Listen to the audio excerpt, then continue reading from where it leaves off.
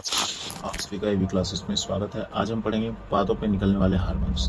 पादप हार्मोन्स आखिर है क्या? ये रासायनिक संदेशवाहक हैं जो पौधों में वृद्धि एवं दूसरी उपापचय प्रक्रियाओं को नियंत्रित एवं समन्वित करते हैं। पादप हार्मोन्स को फाइटो हार्मोन्स भी कहा जाता है। पादप हार्मोन सबसे पहले थीमेन द्वारा दिया गया था। पादप हार्मोन्स दो भागों में बटा हुआ है, एक वृद्धि के लिए जो कारक होते हैं और एक वृद्धि को रोकने के लिए जो कारक होते हैं। सबसे पहले पढ़ेंगे हम ऑक्सिन के बारे में। ऑक्सिन की खोज डार्विन ने 1880 में की थी। इसका निर्माण पादपों के ऊपरी भागों में होता है। यह वृद्धि को नियंत्रित करने वाला हार्मोन्स है। यह प्राकृतिक तथा संश्लेषित दोनों रूप में पाया जाता है। इसमें इंडोल एसिटिक अम्ल, इंडोल 3 एसिटल्हाइड, इंडोल 3 पायरुविक अम्ल पाए जाते हैं। इसका मुख्य कार्य होता है शीर्ष भागों के वृद्धि में उत्तरदायी। यह पत्तियों को गिरने से रोकता है।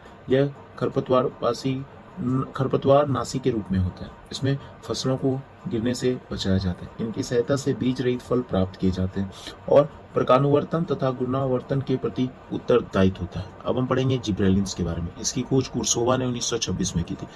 ये बोने पौधे की वृद्धि में सहायक होता है। ये बीजों को सुसुप्त अवस्था को भंग करके उनमें अंकुरण में लाने में सहायता प्रदान करता है। ये लकड़ी वाले पौधों में ऐता की सक्रियता को बढ़ाता है।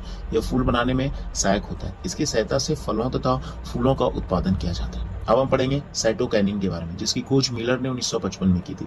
यह प्राकृतिक रूप से ऑक्सिन के साथ मिलकर काम करता है। यह पार्श्व वृद्धि में सहायक होता है। यह प्रोटीन तथा आरएनए बनाने में सहायक होता है।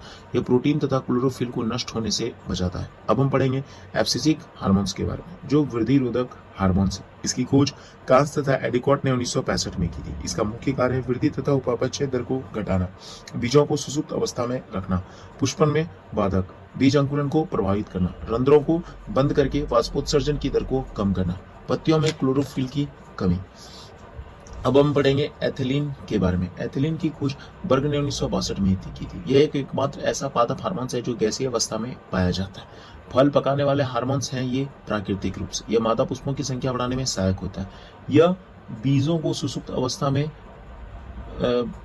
भंग करता है। पत्तियों के पीलेपन के लिए उत्तरदायी होता है। अब हम पढ़ेंगे फ्लोरीजेंस के बारे में, जो फूल खिलाने वाला हार्मोन्स होता है तथा पत्तियों में निर्माण करता है। अब हम पढ़ेंगे ट्रामेट्रिन हार्मोन्स के बारे में, जो पादप में होने वाले घाव भरने के लिए सही होता है, मतलब घाव भरने वाला हार्मोन्स। इस प्रकार हमारा पादप का भी हार्मोन्स का चैप्टर समाप्त होता है।